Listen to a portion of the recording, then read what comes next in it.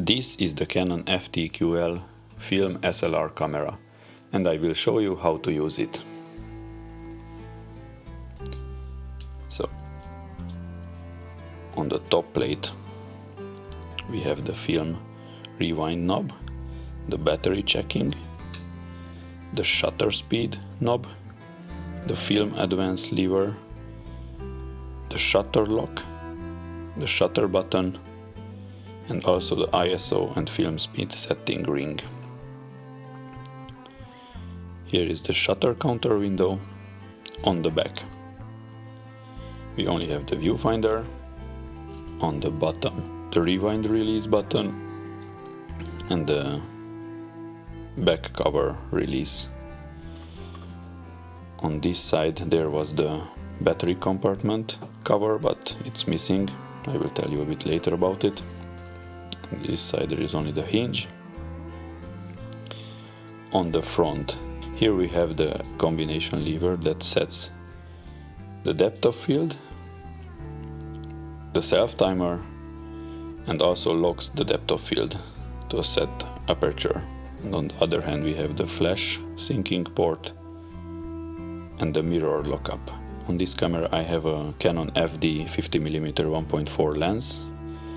These cameras originally were made with the FL lens, but they also take the FD ones, as you can see here. On the lens there is the focusing ring,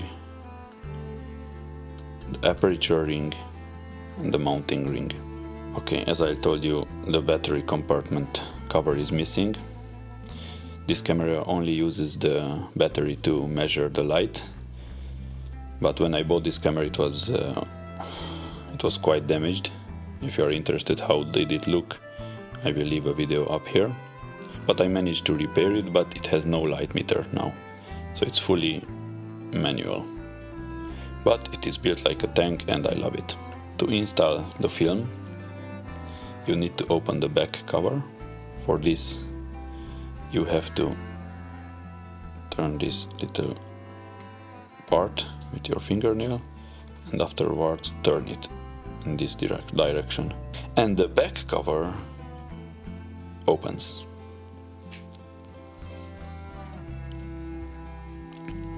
So these Canons are called the QL, which stands for quick load. It helps you with the film. Also, even though not like other cameras, you also have to pull this up, the film rewind knob, to place the film inside the film canister.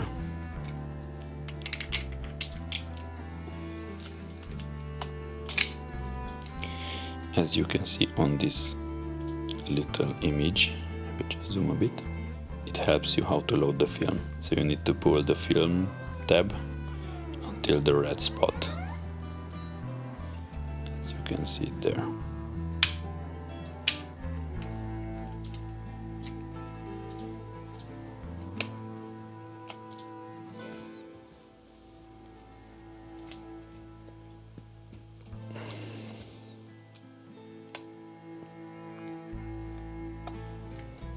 Okay, something like this. Just close it.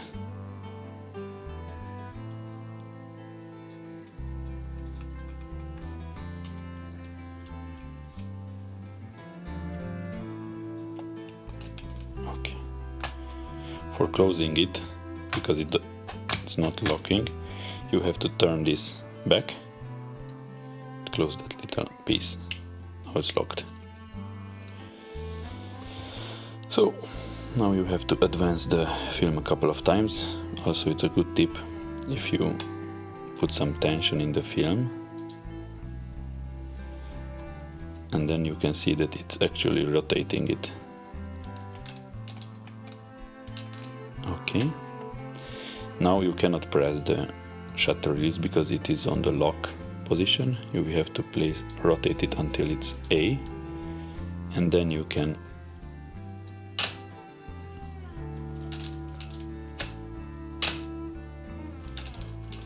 Okay, we arrived at the 0 position, and now we can start.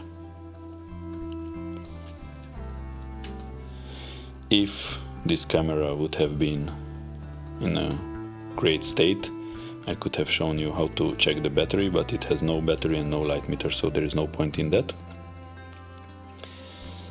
So to change the shutter speed, you only have to rotate this ring.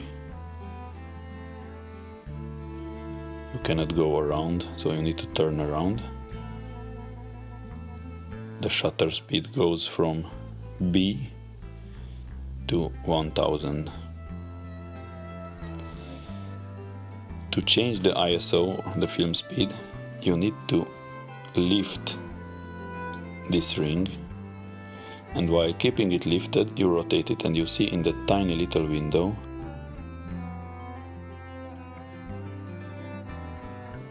it is changing. So from 1600 down to 25. In another window you can also see the DIN standards. I just leave it for 200 now. To focus, you have to rotate the focusing ring, and to change the aperture, you just turn this ring. These FD lenses also have a automatic aperture setting, but this camera does not support that, so you only have to use it manually. To use the self timer, you rotate this lever down, cock the shutter, and press the shutter release.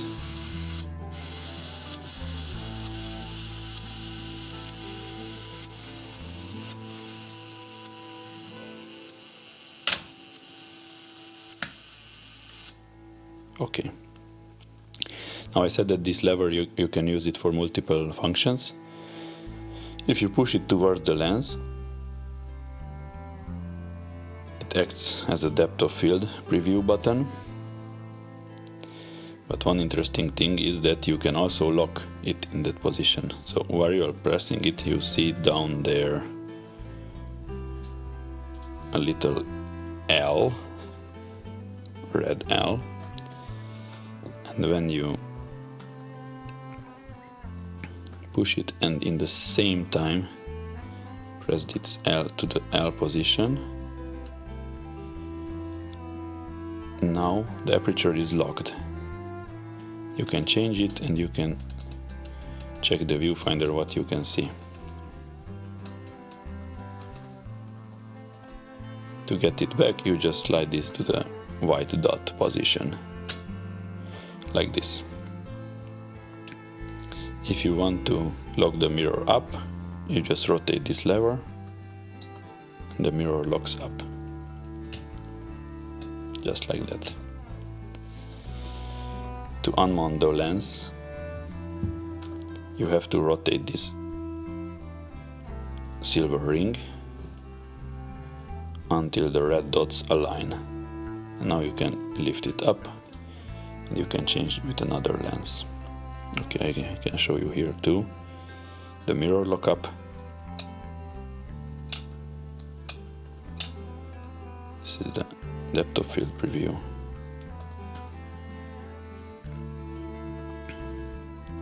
And now I will just show you how to put it back.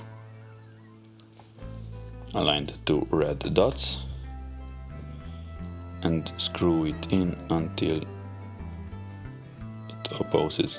You feel some resistance, but do not go overboard. Use some common sense. Let's see what you can see.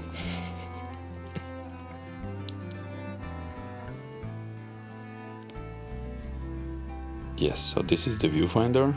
It has a matte screen. You have to make it clear in the middle, but now I'm looking at the table, so I won't be able to show you. On the right it had the light meter, but it was stripped out by someone. So let's just try and focus on something. Here's some kind of flowers.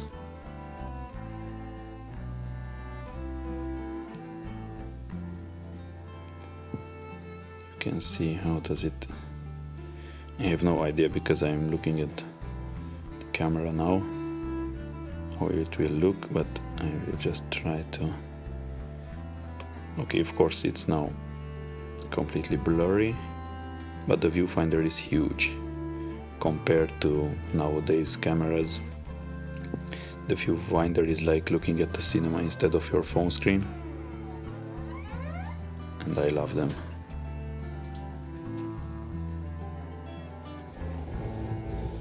I will just cock it a couple of times so you can hear the shutter.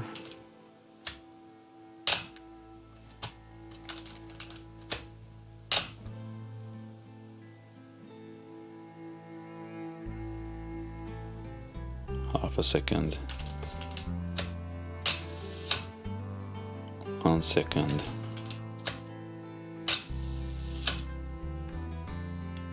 And bulb.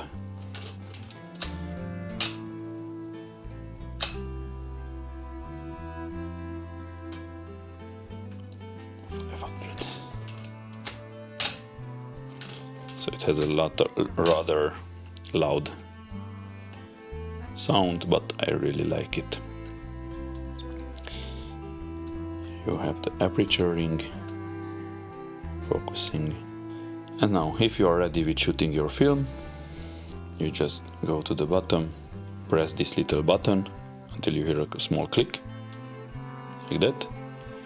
And now you can rewind the film.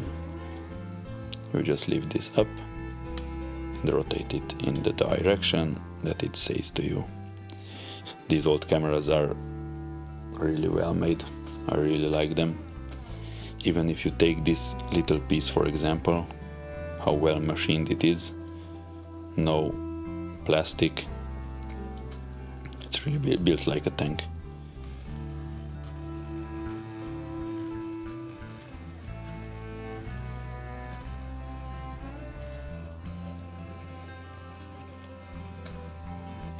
Okay, the film just got released. To stop accidentally pressing the shutter button, you can turn this to the lock position, and to open it up you do the same. Leave this up, rotate it, open the cover and lift this up so you can. This can be a bit hard.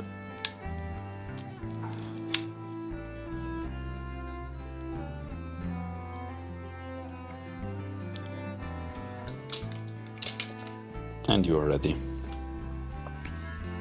I will just try to show you how the shutter opens and closes.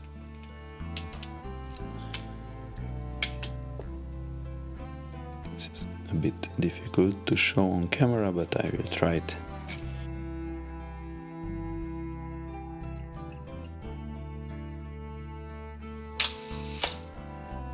Yes. Okay, just a funny little thing. When I bought this camera, someone poked through this cloth shutter and I had to disassemble completely the camera to get there where the problem was, but with the help of my father, I managed to repair it.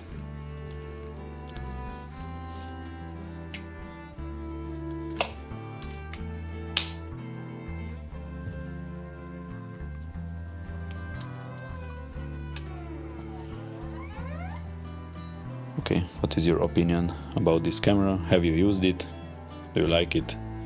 And do not forget to comment, share, subscribe, like. Thanks for watching and have a nice day. I wish you lots of subjects to shoot on film. Bye.